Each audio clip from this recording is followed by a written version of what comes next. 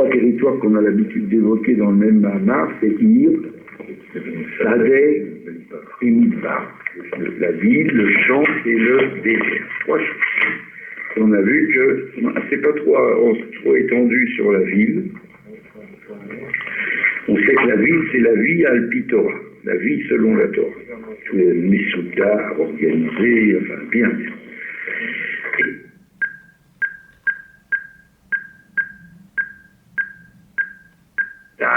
Shvakim, c'est, on peut dire aussi les marchés, mais enfin, bon, peu importe.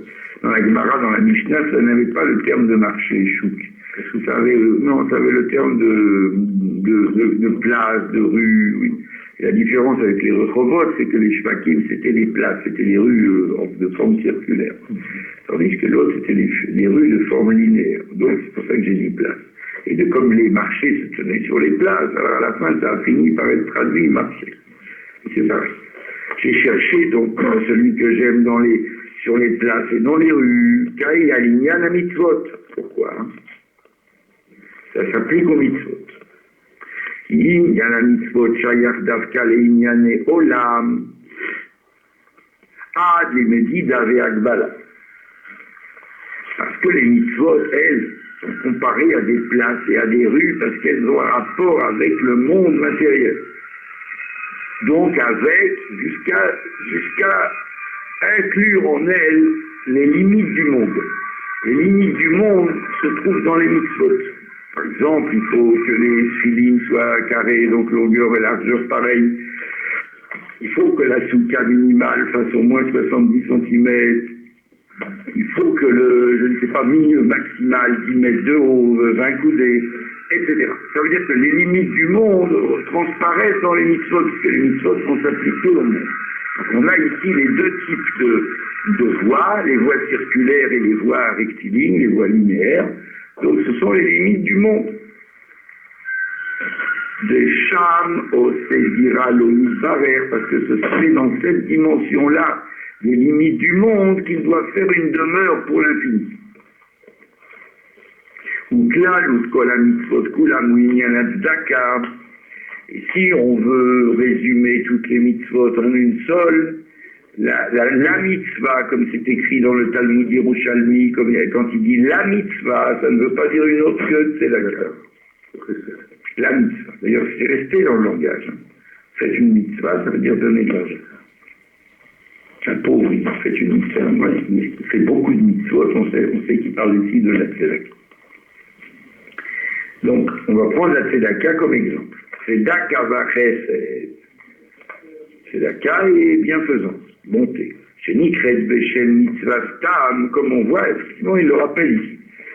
C'est rappelé dans Yeret HaKodesh, je présume. Tanya Perek Lametzai, oui. Donc, on l'appelle la mitzvah tout court. Et Aïnou, c'est-à-dire de Torah va chesed, Emna Simakelim Shealiyadam Nechazavayel Okechaïchoklaou.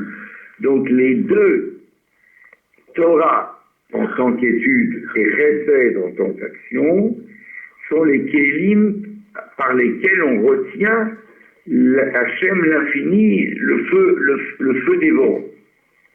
Bechinat Kelavaya Vayaer Lanu.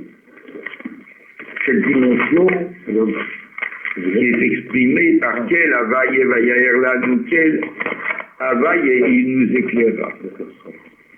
על ידי שעובד עבודתו במשך חודש אלול בבחינת אני לדודי, בתכלית שלמות העבודה. Du fait que la personne va réaliser, accomplir son service pendant le mois d'Elul, sous la forme de Ani le Dodi, par un travail venant d'en bas, betachlit shlemut avoda, donc de la manière la plus parfaite, la plus achevée,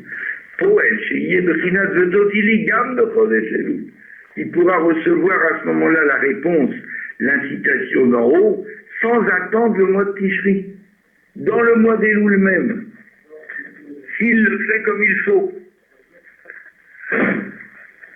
tout de suite. Parce que dans Elul même, il y a déjà les quatre. Il y a Ani le Dodi, le Dodili, sinon ça ne ferait pas Elul, ça ferait El, ça ne ferait pas Elul. Pour que ça fasse Elul, il faut les 4. Donc il faut la réponse de Dieu aussi. Ah, maintenant quand on va dire au début du Mahamar de l'Écouter Torah que Dodili c'est le mois de Tishri, ça nous laisse sur notre faim. On est insatisfait. Il dit alors pourquoi les 4 lettres font Elul? Là on apprend que celui qui va faire complètement la avoda de Ani le Dodi, complètement, il attire Dodili encore en Elul.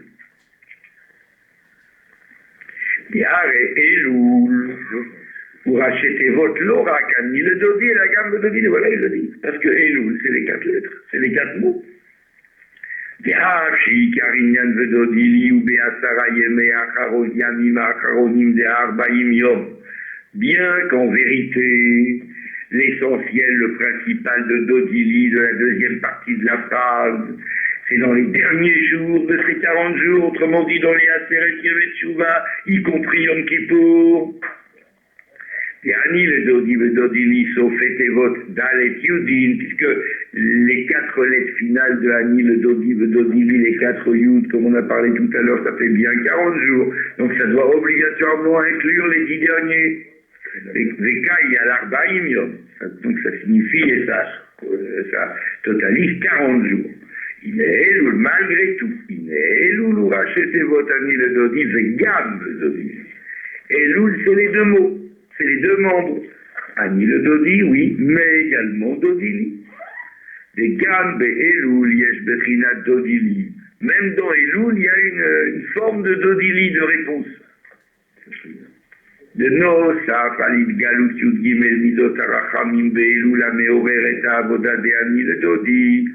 En plus donc de la révélation des 13 Midot Arachamim en Elul, qui va réveiller chez le juif l'incitation de faire son travail venant d'en bas, c'est-à-dire, Ani le Dodi, Nebel Yesh Gam Kemo She'aitaruta Diltata Meorer Bechinat Vedodili. Mais dans Elul, il y a également l'autre partie, la réponse, l'interpellation que procure Ani le Dodi, va également inclure le Dodili, c'est-à-dire la réponse d'Akadosh Baruch Hu dans Elul. Parce qu'en vérité, quand on dit Itaruta Diltata, une incitation venant d'en bas, ça inclut également la réponse venant d'en haut. Quand elle est mesurée, limitée à Itaruta Diltata, à l'effort que j'ai fourni. On n'a pas besoin d'ajouter Itaruta Dileila. Ouais. Parce que ce qui va venir à la suite du travail de Itaruta Diltata, ça fait partie d'Itaruta Diltata. Ça ne porte pas un autre nom. Ah, mais alors qu'est-ce que je fais avec Itaruta Dileila? À quoi ça va me servir? Ça sert à la 3e initiative. Celle qui vient toute seule après la finition d'Itaruta Diltata et Itaruta Dileila accordée à Itaruta Diltata. Autrement dit, je résume, Itaruta Diltata, c'est l'incitation venant d'en bas, c'est l'effort humain. Itaruta Dileila, c'est la réponse de Dieu, c'est-à-dire la révélation qui s'ensuit. Et là, en vérité, il y a 3 stades, comme il dit dans l'Écouter Torah, sur Vaïkra, là-bas sur Et Korbani Lachmi, Savet Beni Israël. Là-bas, il explique comme ça. Non, sur Adam qui akriv Mikem, excusez-moi, je suis désolé. Sur Adam qui akriv Mikem. Il dit comme ça. D'abord, il y a Itaruta Dileila, une incitation venant d'en haut totalement gratuite que le juif n'a pas incité, n'a pas motivé, n'a pas provoqué. Et celle-là, elle est pour le réveiller d'emblée, parce qu'il dort trop. Et ça, on peut dire que c'est la révélation des 13 Midot Arachamim d'Elul. Ensuite, il y a Itaruta Diltata, c'est ce qu'il fait lui, il travaille Ani le Dodi. Mais ça inclut d'office la Itaruta Dileila qui va avec. La réponse d'en haut qui va avec n'apporte pas un nom indépendant, parce qu'elle est liée avec... Non, elle est liée avec Itaruta Diltata. Oui. Itaruta Dileila ne porte pas ce nom-là parce qu'elle est liée d'office avec la Itaruta Diltata. Elle est calibrée d'après la Itaruta Diltata. Donc on l'appelle même pas Itaruta Dileila. À gamme que dans certains endroits il est écrit oui, mais Itaruta Diltata, Dileila, oui c'est vrai. Mais ça c'est pour expliquer comme quelqu'un à qui on lit mot à mot avec les points sur les i. Mais en réalité, dans le langage de l'écouter Torah, là-bas dans Adam qui Yakriv, il dit que la Hitaruta d'Ileila qui vient de manière calibrée à la Hitaruta d'Imtata ne porte pas de nom particulier. Ça va de soi, c'est évident. Ah, et maintenant il y a un troisième stade, Hitaruta d'Ileila qui vient tout seul. Ah, mais comment peut-elle venir toute seule? Il vient tout seul par celui qui a déjà fait le deuxième stade. Donc cette Hitaruta d'Ileila, elle ne partira plus, elle n'est pas aussi fragile que la toute première. Donc ça s'appelle vraiment Hitaruta. C'est le bonus, c'est le cadeau qui est donné en plus à celui qui a déjà fait Hitaruta d'Imtata, il a déjà récupéré Hitaruta d'Ileila calibré à son travail. Et il y a un plus après, c'est Hitaruta d'Ileila. Donc ici, il dit, c'est même pas la peine de c'est même pas la peine de le démontrer. Il y aura forcément un Hitaruta d'Ileila calibré à Hitaruta d'Itata encore en Elul. Parce que Elul, c'est Ani le Dodi, le Dodili. Une bonne semaine. Et à bientôt. À très bientôt. Alors, à partir de... Allô. À partir de jeudi, je réserve un paquet pour lui. Il vient à la maison. Elle m'allait. Pas de problème. Rahamim. Ça tombe pas Rahamim. Bon. Alors. Donc le Dodili est inclus avec. C'est clair pour tout le monde? Que Moshe ou Elul, tel qu'il est dans Elul. Ah. Après, je continue. Voilà.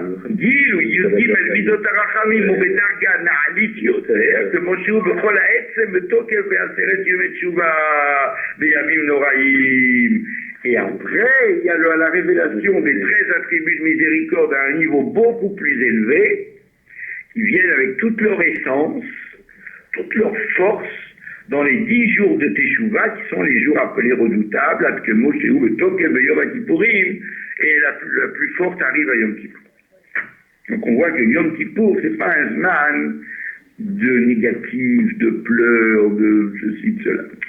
Yom Kippour, c'est un jour de douceur, puisque c'est les 13 midot arachamim qui se révèlent. Hein? Dans toute la restauration. Il n'y a pas de rigueur à Yom Kippour. Les gens confondent. La plus grande rigueur, c'est Rosh Hashanah. Il n'y a pas de rigueur à Yom Kippour. C'est l'amour pur. C'est pour ça que l'après-midi, on fait la maftir Yona. Yona, ça veut dire une colombe. Et les colombes, c'est des oiseaux qui sont de tempérament très pacifique et qui également sont des symboles de l'amour. On représente toujours des colombes sur les ktubot. Souvent, pas toujours. 2 colombes qui se regardent comme ça dans les yeux. Ça, c'est le niveau de Yonati, juste avant Tamati. Pitrili, Achoti, Rayati, Yonati, Tamati. Ouvre-moi ma sœur, ma nourricière, ma colombe et ma parfaite. Dieu, il dit à Israël, dans Shira Shirim. Il appelle le colombe parce que colombe, c'est un animal qui s'accouple, mais qui, pour arriver à ce degré de passion, doit regarder sa compagne dans les yeux, face à face. Ça représente le juif qui peut regarder la divinité face à face. À très haut niveau. Pas évident. Donc tout ça, c'est Yom Kippour. On est loin de la rigueur. C'est le miel, Yom Kippour. Zeu klalut avoda matchelet mirosh chodesh Elul. Et ça, c'est l'explication de l'ensemble du service qui commence à Rosh Chodesh Elul. Ve'al netinat koach al zeu b'shabbat mevarchim hachodesh. Et toute la force de pouvoir accomplir cet avoda du mois d'Elul est donné quand? Le Shabbat Mevarchim du Chodesh Elul, qui est le Shabbat Reyeh. Non, celui que nous avons passé, Shabbat Reyeh. Il y a toute une sikha du Rabbi là-dessus. Que le Shabbat Mevarchim Elul, a-t-il dit, il a rapporté de son beau-père, du Rabbi précédent, du Rabbi Rayat, une sikha qui date de Pessah, de Chol HaMoed Pessah. Écoutez ça, comme ça vaut le coup. Écoutez ça. Il dit comme ça, bien que le jour de Shabbat Mevarchim du mois d'Elul soit encore un beau jour d'été. Exactement, il dit ça. Un jour d'été ensoleillé. Malgré tout, il souffle déjà un vent d'Elul. Il dit que ça. Malgré tout, il souffle déjà un vent d'Elul. Un vent de Teshuvah commence à souffler. Comme ça, il dit. C'est vrai que le Shabbat Mevarchim Chodesh Elul, on est en plein mois d'août. Shabbat réel, il fait très beau, on ne pense pas à tout ça. Les fêtes sont encore loin. Il y en a qui sont encore au bord de la mer. Mais il dit à Lubavitch, c'était ça l'expérience. Il faisait très beau, on sentait déjà un vent de Teshuvah. Un vent de Teshuvah qui commençait. Rien que de prendre conscience qu'on est déjà béni le mois d'Elul. C'est plus pareil, on commençait à faire un Cheshbon Hanefesh, on commençait à être pensif, à être calculateur sur ses propres actions, etc. etc. Et le Rabbi reprend chacun des termes, jour d'été ensoleillé, vent de Teshuvah, vent d'Elul, mer d'Elul. Il reprend chaque chose et il explique dans cette... Je vous apporterai la sikha que j'ai traduite.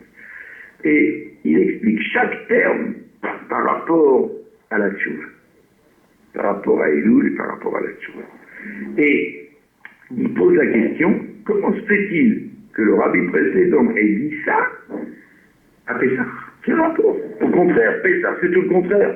Pessah, c'est la première partie de l'année, l'année qui va vers le haut, ascendante, la partie d'été, dans laquelle tout nous arrive gratuitement d'en haut. Alors que Elul, c'est déjà, ça prépare la partie hiver, dans laquelle il va se préparer à Ani le Dodi, à du travail d'en bas, un travail et on voit même dans les travaux des champs, on voit que l'été on récolte et l'hiver on sème et on plante. Donc on voit que là c'est du travail et là c'est de la récolte. Donc pourquoi est-ce qu'il a dit ça à Pessah? Ça n'a rien à voir avec Elul.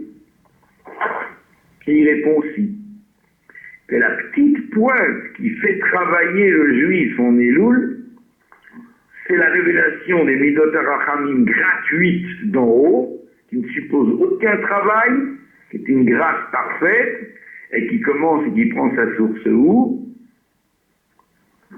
À Pessah. Et c'est pourquoi le Rabbi précédent a dit ça à Pessah, parce qu'Elul c'est encore le point de chute de Pessah.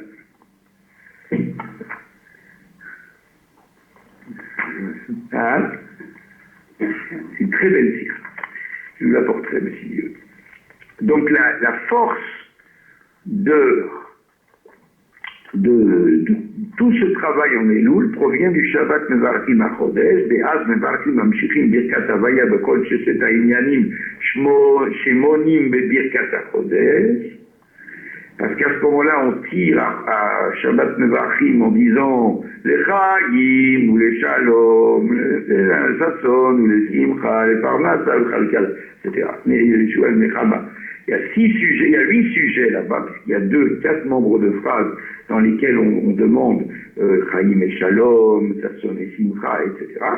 Il y a 8 sujets que le peuple juif fait venir dans le mois qui vient. Omrim Azeh ve'ameh ve'imeru amen. Et à la fin, on termine en disant ve'imeru amen et dit amen. À la forme impérative. Et me'az matrelet kevara achana ve'atchala bazel et amelech amin tzavasade. C'est là que commence tout le travail préparatoire du roi qui va se trouver dans les champs.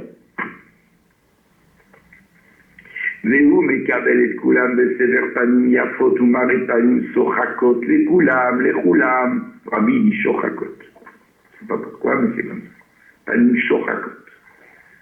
Tu sais, il y a Yecheskel Sofer. C'est pas spécialement un ami à nous, mais c'est un grand chassid quand même. Il a fait un nigoun cette année. Tu l'as entendu déjà? Avec le Inyan, avec le Mahamar de Amelech Bassadeh. Kulam Yotzim, ou Panim Sochakot, il répète Sochakot. Et il est très beau ce nigoun. Très très beau. Je l'ai entendu chez mon fils. Un vieux nigoun que tout le monde connaît. J'arrive plus à me le rappeler. Avec les paroles de Melech Bassadeh. Les Hazan Shehaïr, Yecholim, etc., les Bakesh. Tout. C'est très joli. Donc, Lui, il reçoit tout le monde avec une face, avec une physionomie avenante et avec un visage souriant à tout le monde. Tout cela commence quand? Shabbat Mevarchim Elul. Ou Poel Sheachar Kach Holchim Im HaMelech Yachad Leir Malchuto. Et après ça, quand le roi a fini son service dans les chambres, il a parlé à tout le monde, il a accédé à la requête de tout le monde, il rentre dans son palais, et tout le monde va derrière le roi, tout le monde le suit, avec lui en l'entourant jusqu'à la capitale. Et à Kharkar, les Echal Malchuto jusqu'au palais royal. Qui colle, Echad ve'echad ve'chulam be'yachad, nichnesim, parce que toute personne, chaque personne et tout le monde peut entrer vers un Reingestellt, c'est-à-dire peut être incluse, Besug Zed et Yechides Gula ve'amufrarim shebe'am. C'est très intéressant parce que ça veut dire comme ça. Ça veut dire, a priori, quand on lit ce Mahamar, on dit comme ça. Il y a deux, ça a toujours été expliqué comme ça. Il y a deux phases. Une phase où le roi parle à tout le monde et tout le monde peut lui parler.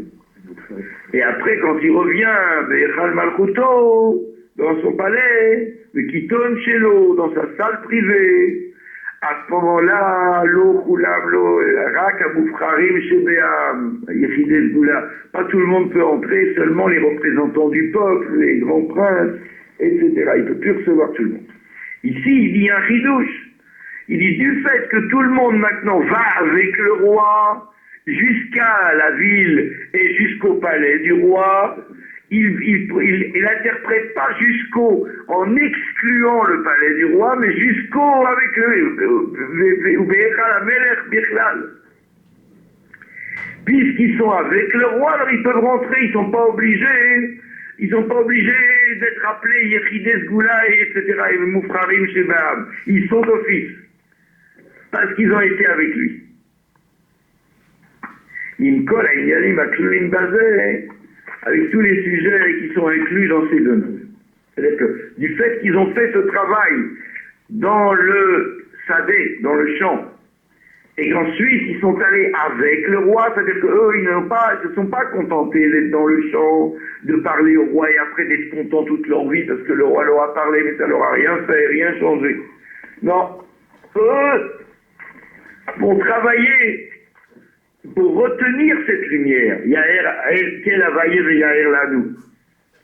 La face qu'il leur a montrée est lumineuse, ils vont travailler pour la retenir, comme on a vu tout le travail ici. Donc quand ils vont avec le roi après, ils vont vraiment avec le roi. Ils sont après du niveau appelé Moufrarim Shebaam. Et après, quand ils rentrent dans son palais, eux aussi ils peuvent rentrer. Il n'y a plus d'exclusion. וזה פועל גם שיהיה כתיבה וחתימה טובה לשנה טובה ומתוקה בגשמיות וברוחניות גם יחד. Et ça œuvre et ça provoque qu'il y ait une inscription et une signature du meilleur augure pour l'année qui vient, pour avoir une année bonne et douce dans la dimension matérielle et dans la dimension spirituelle ensemble, que Minag Israël, Dikevar Merosh Chodesh Elul, Kol Echad Ve'echad B'Israël, Mevarech Lechol Echad M'Israël, Lechol Israël, Bibracha Ktiva Ve'Chativa Tova. On peut déjà souhaiter à tout Israël, à l'individu comme au peuple entier, une Ktiva Ve'Chativa Tova dès le Rosh Chodesh Elul. On n'a pas besoin d'attendre Rosh Hashanah. On peut déjà souhaiter, c'est ce que les gens font, ils envoient déjà des cartes, et quand ils reçoivent un ami, ils rencontrent un ami, ils accueillent un ami, ils peuvent déjà lui dire qu'il va avec Fatima. Pourquoi? Parce que c'est déjà assuré. Ah, pas tout le monde là, si, tout le monde. Il suffit d'être le Kéli pour le sentir, si on n'est pas le Kéli, on ne le sent pas, c'est au détriment de la personne, mais l'activa, la Fatima Tova, elle est là. Et comme la chose est développée longuement dans les Mahamarim, en particulier dans l'Écoute Torah,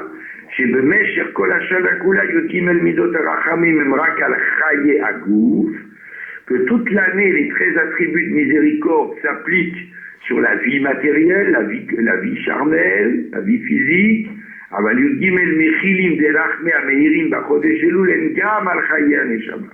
Mais les 13 attributs de miséricorde qui se révèlent en Elul œuvrent non seulement sur le corps, mais également sur la Neshama. Nosaf al-Chaye Agouf, en plus de la vie du corps. C'est pour ça que toute l'année, comme vous remarquerez bien, dans la Hamida, la majeure partie des demandes concernent la vie physique. Parce que toute l'année, par la tfila, on obtient que Kadosh Baruch Hu se penche sur nous avec miséricorde, parce que la miséricorde, ça s'applique précisément au plus bas niveau. Quelqu'un qui est d'un haut niveau, il n'a pas besoin de miséricorde. Il paye, c'est-à-dire il est méritant, donc il n'a pas besoin d'implorer la miséricorde. Et la miséricorde s'applique sur celui qui n'a pas, celui qui est dénué de mérite, celui qui est au plus bas niveau de la médiocrité, etc., de l'indigence. Maintenant, comment se fait-il qu'au mois des loups, il y ait de la miséricorde même sur les sujets spirituels, qui sont pourtant placés très haut? La réponse, elle est que c'est une plus grande miséricorde encore. Une plus grande miséricorde de voir dans des sujets spirituels, dans des aspirations spirituelles qui normalement nous paraissent le top, le sommet, c'est une plus grande miséricorde de voir que ça aussi c'est pauvre.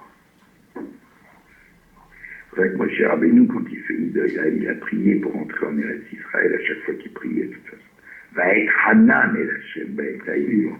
Ça veut dire j'ai supplié, je ne me suis pas appuyé sur le moindre mérite. J'ai demandé qu'il fait comme lui dit pas, ça lui dit Rachid. Les tzadikim ne s'appuient pas sur leur mérite, ils se considèrent comme pauvres. Seulement il faut être des tzadikim pour se considérer comme pauvres. Les autres les considèrent comme riches. Donc il faut déjà pouvoir voir que même à quelqu'un comme ça s'applique la miséricorde, pour être un très haut niveau. Donc il dit, c'est ça la différence entre les 13 midot arachamim qui apparaissent en Elul et celles qui apparaissent toute l'année. Toute l'année, ça concerne le corps parce qu'il est placé très bas. Donc ça, tout le monde admet. On vient demander les besoins du corps. Maintenant, les besoins qui sont spirituels, il viendrait à l'idée de personne de les demander dans l'année. Pourtant, au regard de la miséricorde qui apparaît en Elul, qui est d'un très haut niveau, même les besoins de l'âme sont considérés comme dignes susceptibles de miséricorde. Les bêtes à Inyanim Shayachim, le Rosh Hashanah, les deux sujets, les deux dimensions de la vie du corps et de la vie de l'âme en rapport avec Rosh Hashanah. Le Rosh Hashanah, Yesh Noa Mishpat, En al Chaye Aguf, Ve'en al Chaye Anishama. À Rosh Hashanah, le jugement se fait sur les deux dimensions. Aussi bien les dimensions du corps que la dimension de l'âme. À Rosh Hashanah. Dieu donne la vie sur un plan le plus complet qui soit.